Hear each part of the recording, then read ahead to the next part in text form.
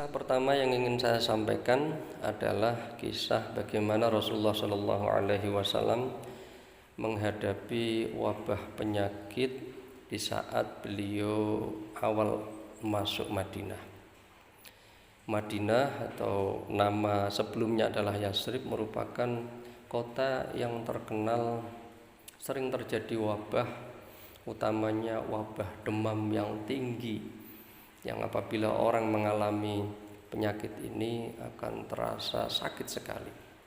Ketika Rasulullah Shallallahu Alaihi Wasallam hijrah ke Madinah dan juga para sahabat yang lain, banyak di kalangan para sahabat yang mengalami sakit demam ini yang disebut dengan humma Yathrib. Panas, demam tinggi yang sangat mengganggu kesehatan. Di antara yang terkena penyakit ini adalah Sayyidah Aisyah sendiri, sahabat Abu Bakar, Bilal bin Rabah, Amir bin Fuhairah, dan juga banyak yang lainnya. Sampai para sahabat ini merasa tidak betah tinggal di Madinah, teringat kota asalnya yaitu Mekah Al-Mukarramah. Mereka ingin kembali ke Mekah dan ada rasa benci kepada Madinah. Tentunya wabah penyakit yang dialami oleh para sahabat ini mengganggu kehidupan mereka, ekonomi dan juga aktivitas keseharian sangat mengganggu dan menimbulkan rasa tidak nyaman berada di Madinah ini. Lalu apa yang dilakukan oleh Rasulullah? Yang pertama adalah memunculkan rasa optimis, berpikiran positif dengan berdoa kepada Allah, Allahumma habib ilainal Madinah, ya Allah cintakan kepada kami Madinah ini.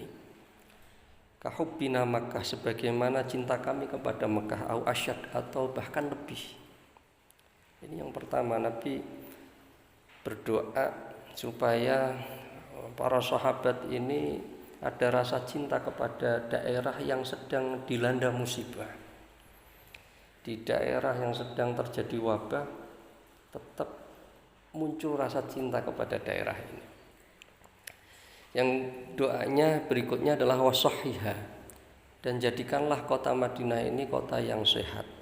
Yang ketiga wabarik fi sa'iha wa muddiha, dan jadikanlah sumber-sumber pangan yang berada di Madinah ini menjadi berkah, penuh keberkahan. Bila dimakan itu memberikan energi yang baik dan juga menyehatkan. Ini yang pertama kali dilakukan oleh Rasulullah Shallallahu Alaihi Wasallam dengan berdoa kepada Allah Subhanahu Wa Taala.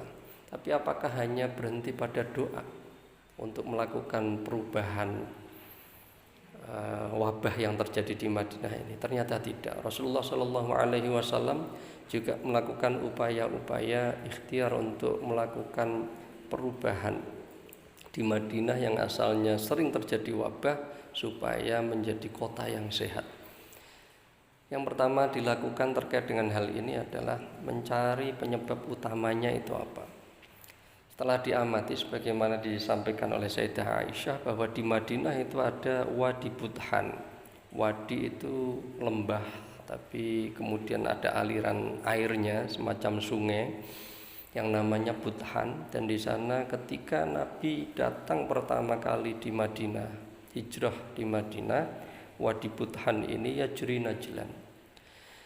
Air yang mengalir di sana adalah air kotor yang punya potensi menimbulkan penyakit.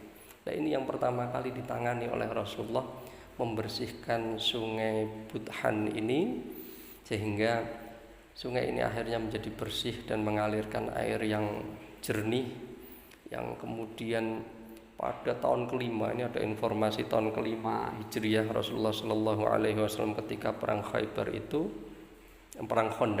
ketika perang Khandaq itu wudhu di Wadi Budhan. Ini menunjukkan bahwa di tahun kelima Hijriah ketika terjadi perang Khandaq, sungai ini sudah normal dan jernih sehingga Rasulullah bisa wudhu di sana untuk melakukan sholat. Kemudian hal lain yang dilakukan oleh Rasulullah untuk melakukan perubahan di Madinah adalah memperbanyak sumber air bersih.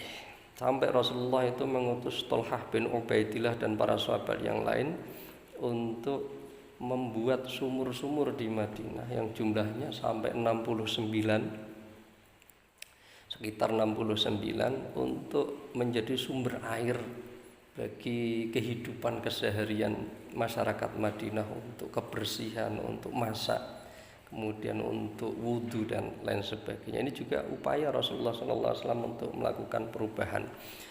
Yang berikutnya, Nabi juga mensosialisasikan kepada masyarakat Madinah untuk merubah perilaku dan kebiasaan buruk selama ini, yang mereka biasanya kencing di sembarangan tempat, di tempat-tempat air yang menjadi sumber minum dan lain sebagainya. Ini Nabi kemudian menyampaikan larangan kencing di air, utamanya air yang diam atau menggenang.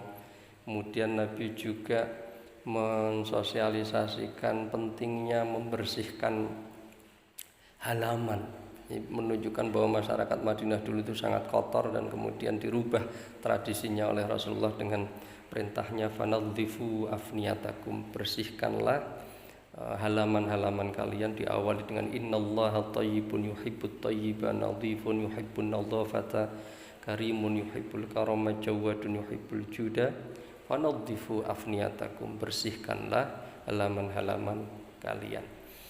Ini satu contoh kisah pertama terkait dengan wabah yang dihadapi oleh Rasulullah dan para sahabat waktu itu. Nabi di samping berdoa juga melakukan ikhtiar melakukan perubahan, membangun optimisme di saat semangat para sahabat itu turun, ada rasa tidak suka dengan daerah yang dia tempati itu. Nabi memunculkan rasa optimisme bahwa daerah ini akan ada perubahan dan kedepannya akan lebih baik melalui doa yang diajarkan oleh Rasulullah tadi, dan juga melakukan ikhtiar yang sistematis dan juga terukur untuk melakukan perubahan dari Madinah yang asalnya banyak wabah penyakit menjadi Madinah yang sehat untuk dihuni.